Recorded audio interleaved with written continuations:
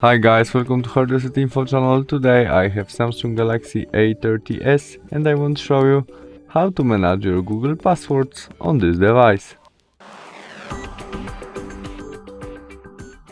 To do that, in the first step we must open Google Chrome application when we press three dots on the right corner and there settings. Now password manager selection and there we can manage it. We can tap on our Facebook account. Now we must get a look screen to manage it. We must add it because I don't have it. But if you have, you must only enter your look screen. And now we can go back to our Google Chrome application.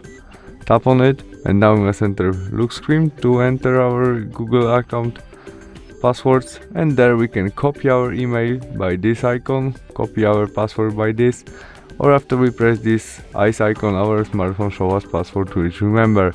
We can also edit it by click edit, and there we can add some or delete something. We can change it and add notes to our passwords. When we do that we must press save to save it. We can also delete all our smartphone remember by delete and confirm by delete again.